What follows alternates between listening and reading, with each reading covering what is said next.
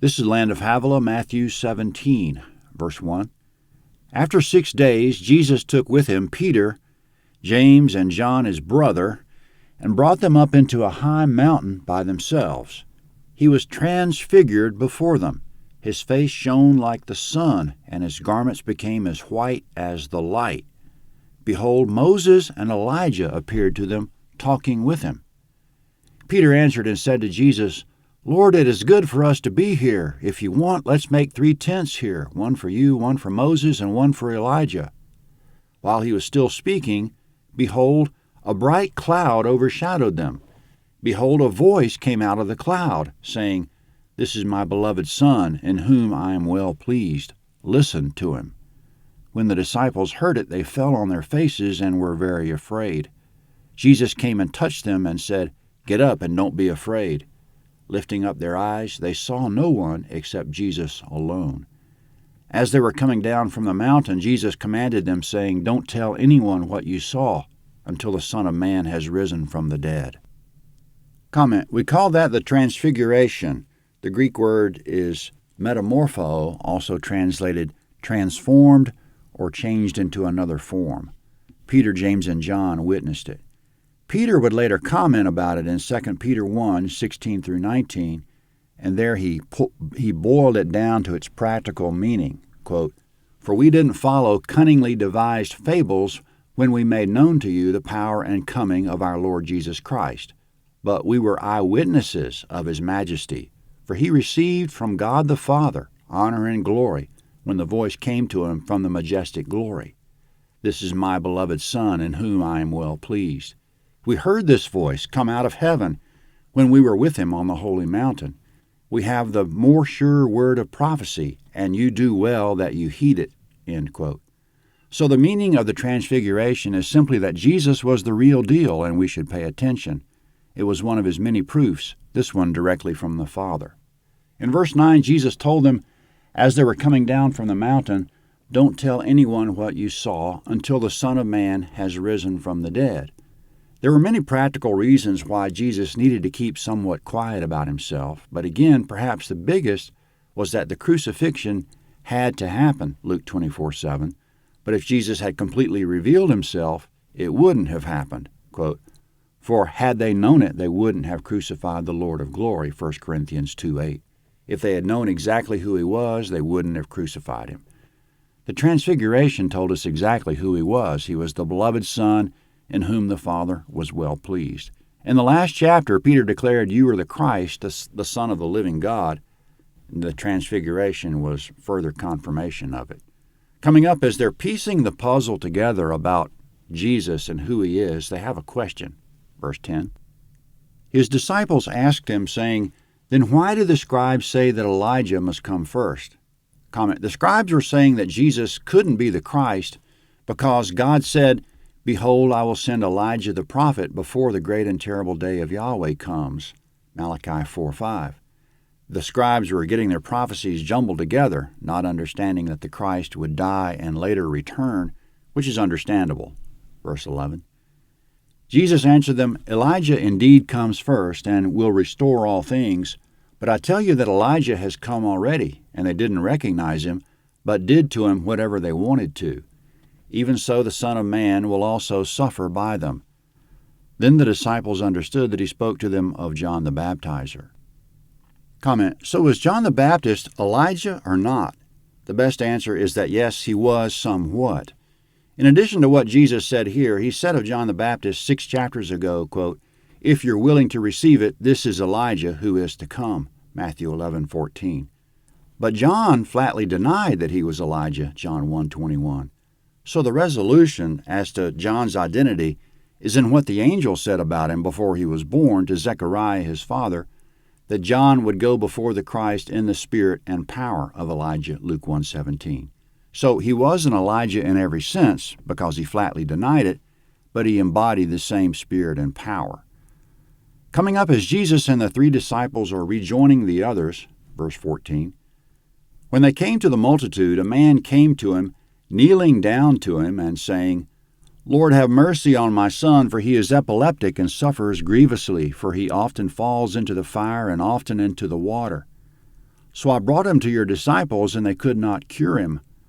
Jesus answered, Faithless and perverse generation, how long will I be with you? How long will I bear with you? Bring him here to me. Jesus rebuked him, and the demon went out of him, and the boy was cured from that hour. Then the disciples came to Jesus privately and said, Why weren't we able to cast it out? He said to them, Because of your unbelief. For most certainly I tell you, if you have faith as a grain of mustard seed, you'll tell this mountain, Move from here to there, and it will move, and nothing will be impossible for you. But this kind doesn't go out except by prayer and fasting.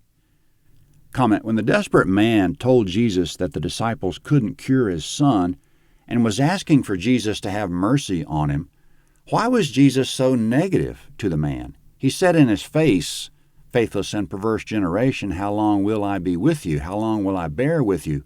Bring him here to me. It was because of verse 20 that Jesus said, If anyone around here only had faith as a grain of mustard seed, you could have taken care of it yourselves. And probably also Jesus was thinking, Why do you cry out to me desperately, as if it would be a difficult thing, or as if I'm not happy to help you? Jesus can help, he will help, and we don't have to beg like he won't. We just have to find that grain of mustard seed somewhere. Verse 21 brings up an issue of scriptural integrity insofar as there are variations in the Greek manuscripts. It's not unusual to have variations. It seems in every chapter there are verses that could be contested in what the exact wording should be, that is, which Greek manuscript or manuscripts should be taken as the most reliable source, since there are hundreds of manuscripts available and there are many small variations among them. Scholars in the field of textual criticism compare the manuscripts verse by verse, and when there's a variation, they suggest which variant is the most reliable. But 99% of the time, the variations in Greek wording are very minor and have no impact on doctrine or practical application. Verse 21 is an exception, which in the World English Bible says, But this kind does not go out except by prayer and fasting.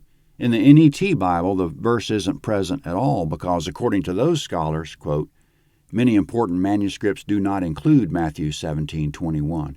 It's almost certainly not original, end quote. However, in the account of the same incident in the Gospel of Mark, the verse is present. That much isn't contested. But what is contested is whether fasting should be included at the end of the verse. The sentence should either say by prayer and fasting or just by prayer. It's a deadlock in the manuscripts as to which of them represents the original wording.